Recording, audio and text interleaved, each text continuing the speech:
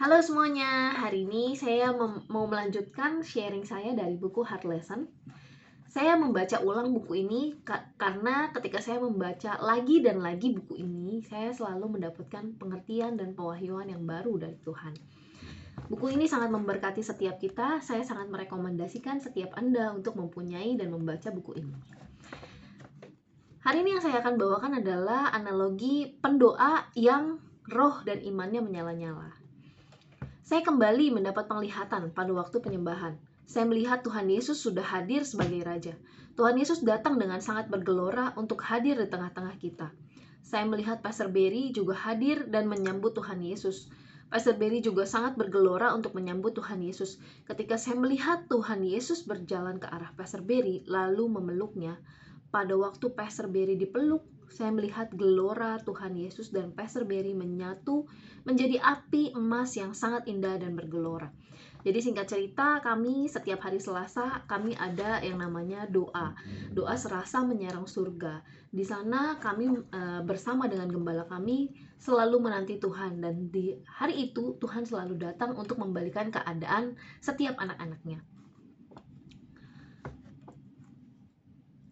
Terangnya menyinari seluruh eksohol. Tuhan Yesus berkata, "Kekasihku, aku sangat bergelora untuk malam hari ini." Jadi setiap kali kita berdoa, Tuhan Yesus selalu bergelora datang bagi setiap kita. Dan aku mau membalikan keadaan beberapa anakku dan keadaan gereja-gerejaku di Indonesia. Mari pasukan doaku, bangkit dan angkatlah pedang pembalikan keadaanmu. Pasukan doa, apakah kalian mau menjadi pendoa yang tangguh seperti gembalamu? Lalu saya melihat setiap tubuh roh orang-orang yang berdoa. Saya melihat ada beberapa orang yang tampaknya berdoa di alam fisik. Tetapi waktu saya melihat di alam roh, ada seperti tali berwarna hitam yang mengikat orang ini. Sehingga saya melihat jiwanya yang tetap besar, tetapi rohnya tidak ada. Ini adalah tali jiwa ya. Jadi setiap kita pasti memiliki tali yang namanya jiwa, roh, dan tubuh ya. Lalu Roh Kudus hadir secara pribadi dan berkata, mereka yang tampak fisik menyembah, tetapi di alam roh tidak, adalah pendoa yang kalah oleh jiwanya. Kalau hari ini jiwa Anda masih berbicara lebih besar, keinginan Anda masih jauh lebih besar daripada mengejar Tuhan, mengejar cintanya. Contohnya seperti ini saudara, Anda lebih memilih untuk cari kafe yang enak, cari kafe yang indah, yang populer dan hits daripada Anda datang doa.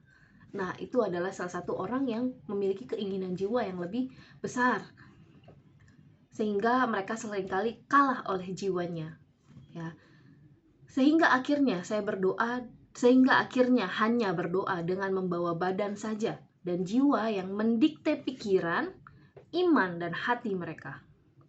Lalu selanjutnya saya melihat ada beberapa orang yang tubuh rohnya kecil, tetapi jiwanya yang cukup besar. Sehingga di alam roh, saya melihat orang-orang tersebut seperti terseok-seok di dalam doa. Lalu Roh Kudus menjelaskan, mereka yang terseok-seok dalam doa adalah orang-orang yang hanya menyiapkan hatinya pada saat doa saja.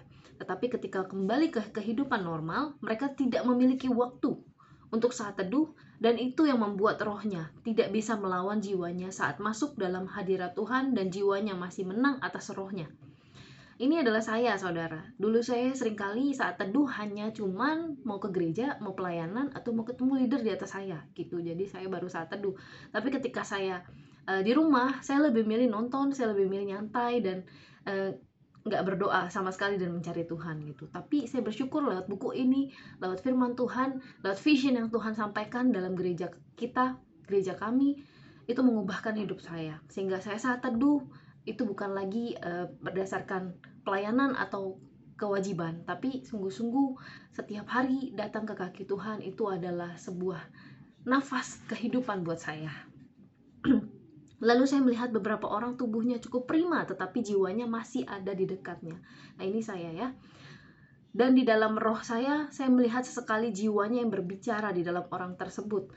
Lalu Roh Kudus berkata, mereka adalah orang-orang yang memiliki kehidupan saat teduh dan taat.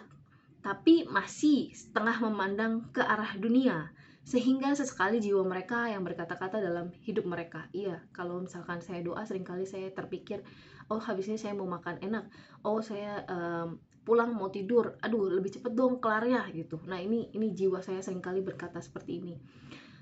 Lalu saya melihat Roh Kudus berjalan ke arah Pastor Berry dan berkata, para pasukan pendoaku, belajarlah dari gembalamu. Saya melihat tubuh roh Pastor Berry sangat besar dan berapi-api. Dan pada waktu penyembahan, hati Pastor Berry mengeluarkan kilauan api yang indah. Wah, berarti hati kita tuh seperti kilauan yang indah ya di mata Tuhan ya.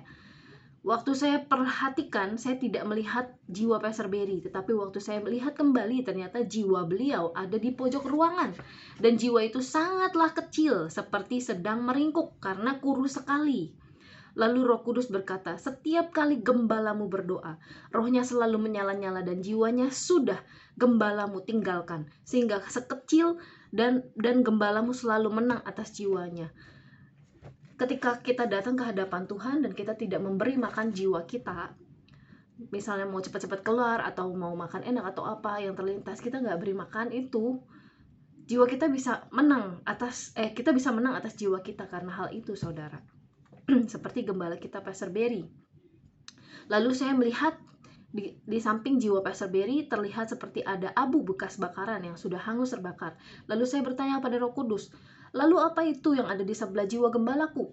Lalu Roh Kudus berkata, abu yang hangus terbakar itu adalah perasaan gembalamu. Setiap kali gembalamu berdoa, perasaannya sudah hangus terbakar. Maka dari itu gembalamu tidak pernah berjalan dan berdoa di atas perasaannya. Lihatlah apa yang bersinar di tubuh roh gembalamu. Lalu saya melihat hati gembala saya menyala sangat terang, dan Roh Kudus kembali berkata, iman yang teguh, yang menyala-nyala, yang selalu gembalamu bawa ketika berdoa dan datang ke dalam hadiratku. Pasukan doaku, kalian sudah melihat teladan gembalamu. Sekarang saatnya kalian menjadi pendoa yang mengalahkan setiap jiwa dan perasaanmu. Jadi pendoa yang tangguh adalah pendoa yang mengalahkan setiap jiwa dan perasaan kita. Apapun yang kita alami, kita tetap berdoa. Apapun yang kita rasakan, kita tetap berdoa. Itulah yang Tuhan mau setiap kita menjadi pendoa yang tangguh di hadapannya. Terima kasih semuanya. God bless you.